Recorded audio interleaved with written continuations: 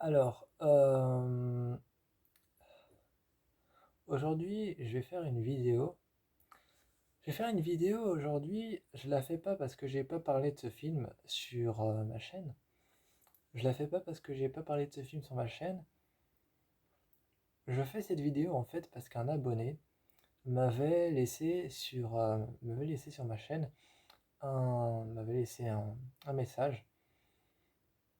C'est pour ça que je fais cette vidéo. Et ce message, en fait, c'était un message qu'il m'avait laissé, pas sur une vidéo, une vidéo donc, qui dure genre entre 5 et 10 minutes.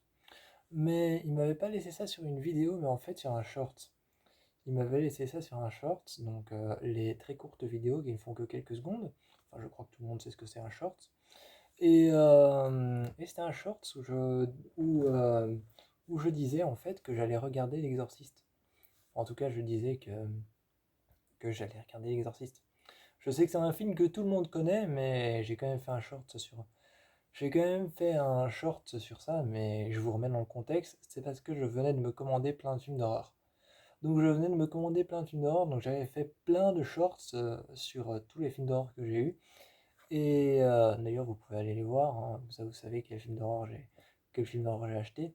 Mais j'avais plein de films d'horreur et je me suis dit, Hugo, entre tous les films que tu as, pourquoi est-ce que tu ferais pas un petit short sur l'Exorciste? Histoire de dire, pas histoire de dire, mais histoire d'encourager certaines personnes à aller voir l'Exorciste, même si la totalité de la Terre a vu ce film. Mais histoire aussi d'en faire un sur l'exorciste. Comme ça, dans tous les shorts que tu as, t'en as un sur l'exorciste. Et c'est déjà pas mal, c'est déjà bien.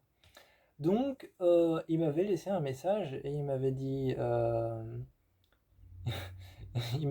est-ce que tu connaîtrais pas par hasard Psychose? Donc, il m'avait laissé ce message, il m'avait demandé ça, est-ce que tu connaîtrais pas par hasard Psychose? Oui, évidemment que je connais Psychose. Évidemment que je connais Psychose. Par contre, donc on va parler de Psychose, hein, logique. Logique, on va parler de Psychose. Par contre, je sais pas si c'est de celui-là que tu parlais, parce que Psychose, c'est une série de films, hein. Psychose, c'est une série de films, donc c'est comme me dire, est-ce que tu connais Amityville? Il y a 18 films. Amityville, pour le moment, il y a 18 films. En tout cas, il y en a 18. Euh, je pense, hein, parce que Amityville, si ça se trouve, dans quelques années, ils vont nous en refaire un. Euh, oui, c'est comme l'Exorciste. Donc, c'est comme me dire, est-ce que tu connais l'Exorciste? L'Exorciste, c'est devenu une série de films depuis ce film ce film d'anthologie qui est sorti, qui est l'Exorciste. Bah, depuis sa sortie, bah, c'est devenu une série de films.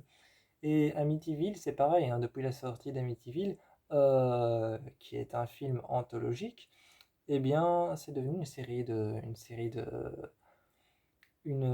films aussi, il y en a plein. Donc, me dire tu connais Psychose, c'est pareil que me dire ça en fait, parce que je savais pas du tout duquel il parlait. Mais moi, je connais Psychose, enfin, j'en connais un, enfin, je connais le premier, hein, celui qui a lancé la série Psychose, oui. J'ai même, je peux même vous montrer,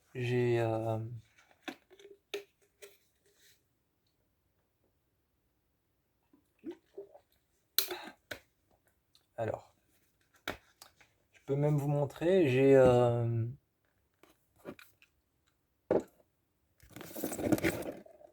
cette fameuse série avec Vera Farmiga et Freddie Highmore, la série Bates Motel, inspirée de tous les psychoses et inspirée de tous les Bates Motel. Voilà. Donc, inspiré de tous les Bates Motel, et je pense que Bates Motel, ces films-là, il y en a quatre cinq. Psychose, je sais pas combien il y en a. Donc voilà, donc j'ai quand même la série Bates Motel, qui est une super série. Une super série d'horreur, franchement. Euh, donc ouais, je connais Psychose. Par contre, voilà, on va commencer à parler du film, hein, peut-être. Euh, je sais pas du tout si c'est de celui-là que tu parlais. Enfin, je dis tu, mais je m'adresse à tout le monde, hein. Je sais pas du tout si c'est de celui-ci que tu parlais. Oups, celui-là. Mais en tout cas, moi, c'est celui-là que j'ai de Psychose. Enfin, je connais le tout premier, hein, ça je l'ai dit plein de fois. Mais celui-là qui a été réalisé par Gus Van Sant. Voilà, réalisé par Gus Van Sant. Euh, il est bien, il est pas mal, j'avoue qu'on s'accroche très vite au personnage. Mais, mais le seul truc, en fait déjà de un Psychose, vous savez tous de quoi ça parle, hein. Mais pour reprendre un peu les bases, c'est un tueur qui s'appelle Norman Bates, qui vit avec sa mère, Norma Bates. Et enfin là, je reprends les bases sur la série Bates Motel, hein, parce que c'est la série Bates Motel pour moi qui a été la plus, voilà, qui a expliqué le plus sur cette série anthologique. C'est vraiment la série qui m'a le plus éclairé sur cette série anthologique Psychose et Bates Motel. Mais c'est un tueur qui s'appelle Norman Bates qui vit avec sa mère et en fait il est psychopathe, hein, d'où le nom du film Psychose. Et enfin celui-ci s'appelle Psycho. Enfin en anglais en fait il s'appelle Psycho. Euh, et, euh, et donc celui-ci il est pas mal. Et en fait ce qui m'a encouragé à prendre celui-ci, c'est qu'il y avait Julianne Moore dans celui-là. Dans celui-là, il y a Julianne Moore qui a joué dans Carrie la Vengeance. Donc voilà. Donc voir Julianne Moore dans ce film là, d'ailleurs, petite anecdote, j'avoue que j'aurais voulu être là, mais mon père, quand il était encore avec une femme qui s'appelait Claire, enfin qu'on voit toujours, hein, on la voit toujours, mais mon père, quand il était avec une femme qui s'appelait Claire, en fait, papa, je sais pas si je peux dire ça. Non, bien sûr que oui. Mais ils étaient partis à Paris à deux, donc ils étaient partis à Paris à deux. Euh, le long de leur voyage, ils sont allés dans un restaurant à Paris et ils ont vu Julianne Moore. Voilà. Petite anecdote comme ça, le long de leur voyage, ils sont allés dans un resto et ils ont vu Julianne Moore. Et ils ont pensé à moi parce que moi, je leur avais parlé de Julianne Moore en disant qu'elle avait joué dans Carrie la Vengeance. Et Carrie, à la base, était un film qui avait pétrifié, qui avait foutu la trouille à Claire, qui est ma belle-mère. Et donc voilà, donc ils ont pensé à moi quand ils l'ont vu. Et voilà, petite anecdote, mes parents, enfin mon père, a vu Julianne Moore à Paris. Ou alors c'était à New York, je sais plus, mais je crois que c'était à Paris ou à New York. Je crois que c'était à Paris parce que c'était dans un bar qui était français, donc c'est à Paris. Euh, Ils ont voyagé tellement de fois ensemble. Euh, le film, qu'est-ce que je pourrais dire de ce film? C'est pas le meilleur de tous les psychos. Vraiment, de tous les psychoses ou psycho, c'est pas le meilleur. Déjà, j'ai pas beaucoup aimé la présentation du film. La présentation du film se fait sur fond vert, comme des carpettes de sol qu'on met dans les chambres, et ça se fait sur fond vert, et en fait, tu as les noms qui arrivent soit en horizontal, soit en vertical, et tu as des lignes vertes qui arrivent. Je crois que c'est même comme les lignes Gucci vert et rouge qui arrivent qui arrivent en horizontal ou en vertical, et tu as les noms qui apparaissent. Et j'ai trouvé que le vert n'était pas du tout dans le thème de l'affiche. C'est ça qui m'a énervé, c'est ce petit détail de rien du tout, c'est ce détail de couleur qui m'a énervé. J'ai trouvé que le film allait aussi beaucoup trop vite. J'ai trouvé que le film allait vraiment beaucoup trop vite. J'ai trouvé en fait que le film enchaînait les scènes et enchaînait les scènes et enchaînait encore les scènes les unes après les autres, que t'avais finalement même pas le temps de profiter de... T'avais, t'avais finalement même pas le temps de profiter de l'ambiance du film. T'as pas le temps de profiter des personnages du film. Enfin, les personnages du film, on les connaît par cœur. Donc t'as pas le temps de profiter de tout ça. Le film allait beaucoup trop vite. Et on se retrouve finalement avec quelque chose de tout emmêlé. On se retrouve avec quelque chose de tout emmêlé, avec une sorte de nœud qui a été fait au milieu du film. Et plus rien ne se sépare, plus rien ne lâche. C'est ce que j'ai eu c'est ce que j'ai eu comme impression. Tu as vraiment une impression qu'il y a un nœud qui est beaucoup trop serré, genre un double nœud, et tu peux tirer autant de fois que tu veux sur les cordes. Tu peux tirer autant de fois que tu veux sur les cordes, tu n'arriveras pas à faire de ce film une ligne droite. Vraiment, tu n'arriveras pas à faire de ce film une ligne droite. Tu n'y arriveras jamais.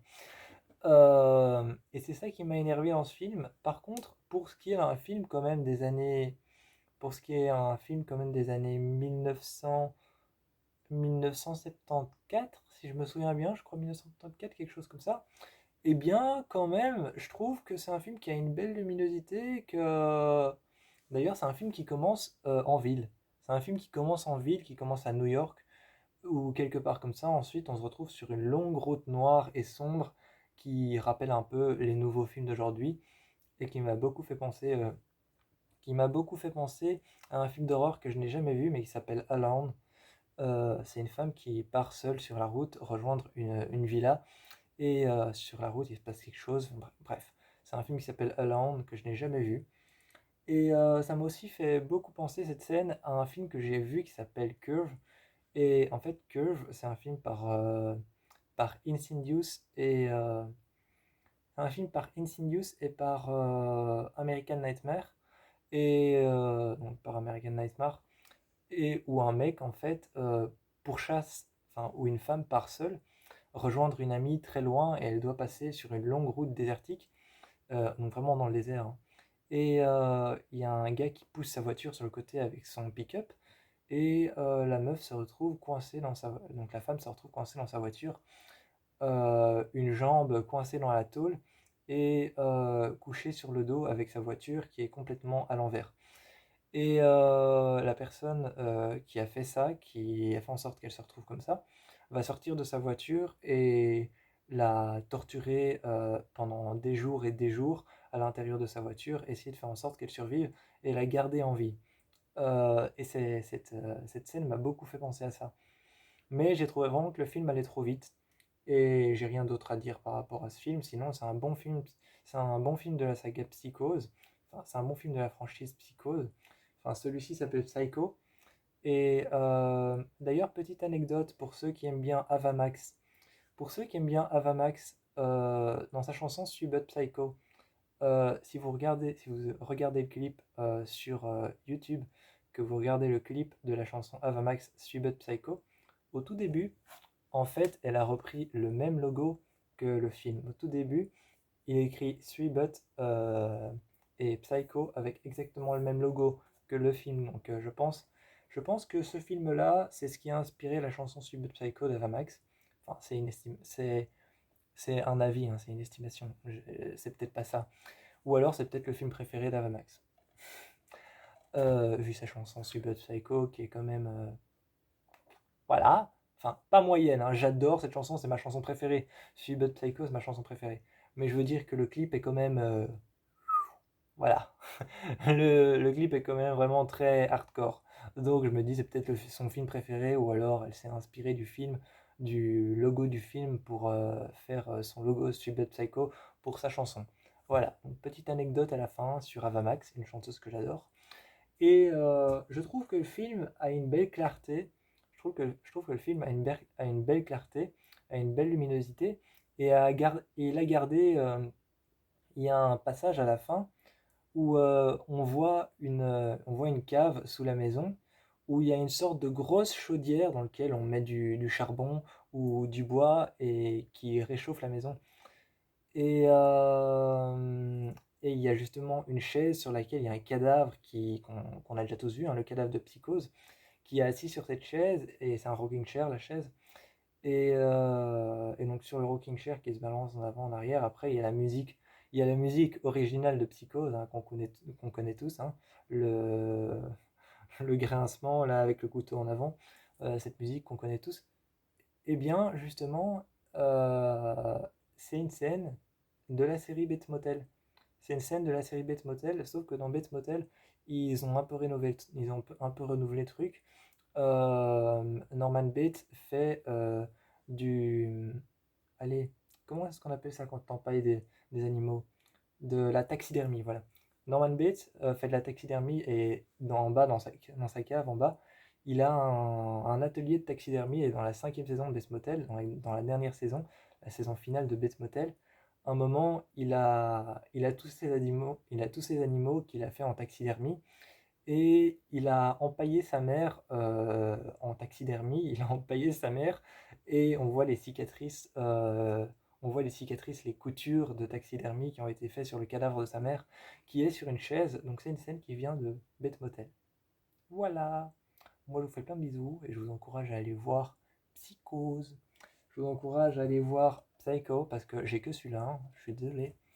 Et franchement, c'est un film avec beaucoup de clarté. C'est un film avec beaucoup de clarté qui joue entre le sombre et l'obscur, qui fait beaucoup de scènes obscures, puis des scènes claires, puis des scènes obscures. Et il y a une scène que j'ai beaucoup aimée qui se passe dans une station-service au bord de la route, et puis on revient dans l'hôtel. Et il y a la même scène que dans le Bates Motel aussi, où on est dans la maison de Psychose, et, euh, et on est dans la maison de Psychose. Et t'as le gars qui monte voir sa mère au deuxième, et t'as l'héroïne de Psychose qui attend en bas, et il monte voir sa mère, et tu commences à entendre les deux voix parler et dialoguer, et quand il descend, en fait, tu te rends compte que c'est lui qui parlait tout seul à lui-même, en dialoguant, en imitant la voix de sa mère. Ça, je crois que c'est une scène qu'on voit dans la saison 5 ou la toute première saison de Bates Motel, mais c'est une scène de Bates Motel aussi où t'as Marion Crane, je crois que c'est ça, où t'as, oui, Marion Crane, le personnage de Psychose, qui est incarné dans Bates Motel par Rihanna, et bien, qui rentre dans la maison de Psychose et elle demande je sais plus trop quoi, et t'as Norman Bates qui monte voir sa mère, Norma Bates, et il se parle à lui-même, il imite les deux voix, celle de sa mère et la sienne, avant de redescendre et de dire c'est bon, je suis tout à vous, et de parler à Marion Crane, interprétée par Rihanna. Et avant de la tuer, hein, évidemment. Et oui, Rihanna se fait tuer dans Bates Motel. Et donc, voilà, il y a plusieurs scènes qui m'ont choqué parce que je les ai vues dans Bates Motel et que j'avais regardé Bates Motel bien avant de voir celui-là. Et le seul truc, c'est que j'ai trouvé que le tueur dans ce Psychose-là ne ressemble pas du tout au tueur de Psychose Norman Bates, qui est, qui est beaucoup plus, qui ressemble beaucoup plus, enfin Norman Bates ressemble beaucoup plus à Norman Bates dans Psychose, donc le tout premier Psychose. Norman Bates ressemble beaucoup plus au vrai tueur de Psychose dans la série Bates Motel qui a été incarné par Freddie Highmore. Lui ressemble beaucoup plus au tueur de Psychose que l'acteur qui fait Norman Bates dans celui-ci. Il ressemble pas du tout au tueur et ça m'a beaucoup dérangé. Et à la fin, il y a une sorte d'explication quand il est retenu dans un asile psychiatrique et il est dans un asile psychiatrique, dans une cellule, et il est retenu. Et il y a une voix off à l'arrière, la voix d'un médecin, qui explique comment c'est dans l'esprit d'un psychopathe. Et t'entends en même temps la voix du médecin, et en même temps, tu vois Norman Bates, interprété par cet homme qui ne ressemble pas du tout à Norman Bates, qui fait tourner sa voix dans sa tête, et en même temps, t'entends la voix du médecin. Et c'était une scène assez dérangeante parce que tu entendais la voix du médecin et tu entendais la voix du tueur, et tu avais des sortes de floutage et des sortes de dédoublage. Tu avais des sortes de floutage et de dédoublage d'images où tu voyais deux fois le tueur, et tu voyais comme si la pellicule de la caméra dédoublait vraiment l'image, et que l'image finalement se recalibrait dans la pellicule de la caméra. Et voilà, donc. cette scène était dérangeante. Je crois même qu'on pouvait la retirer du film. Et c'était une scène sans intérêt, je crois qu'on pouvait la retirer du film, ça changerait rien. Par contre, le film vraiment se termine de manière Vraiment, le film se termine de manière complètement neutre et sans intérêt. Il y a une voiture qui tombe dans un lac et le générique apparaît et tu te dis, bon, la voiture est tombée dans un lac, il va y avoir une enquête, qu'est-ce qui s'est passé, qui a fait en sorte que cette bagnole tombe là? Est-ce qu'il y avait des preuves dedans, des preuves tangibles qui pouvaient accuser Norman Bates ou des choses comme ça? Eh bien non, pas du tout. En fait, le film s'arrête quand une voiture tombe dans un lac, alors qu'ils auraient pu continuer le film et faire. Enfin, je dis pas que le film devait faire 2 heures, mais ils auraient pu continuer le film et faire genre, mais qui a lancé cette bagnole-là? Pourquoi est-ce qu'il l'a fait? Parce que c'est certainement lui qui l'a fait. Et qu'est-ce qu'il voulait cacher à l'intérieur de cette voiture et qu'est-ce qu'il y avait? Eh bien non, ils ont terminé le film comme ça. Et je trouvais ça assez dommage parce que ça fait un peu genre, voilà, c'est fini et on nous pose le truc sur la table. Donc voilà, c'est un peu dommage. Mais bon, j'encourage quand même à aller essayer Psychose. J'encourage quand même à essayer Psycho parce qu'il est plutôt bien et il y a Julianne Moore qui est une bonne actrice. Et je vais pas dire que tous les films dans lesquels elle a joué valent la peine, mais elle vaut la peine, ça vaut quand même la peine d'aller voir ce film parce que il y a de bons acteurs. Surtout elle qui a joué dans de bons films d'horreur. Et, euh, et donc voilà, donc je vais pas dire allez voir ce film pour Julianne Moore, hein, parce que déjà de un film n'est pas un bon film uniquement parce qu'il y a que des bons acteurs. Ça dépend uniquement du réalisateur et du producteur. Ça dépend uniquement de eux deux, mais pas des acteurs. Donc voilà, allez voir ce film pour l'ambiance. Et moi je vous fais plein de bisous.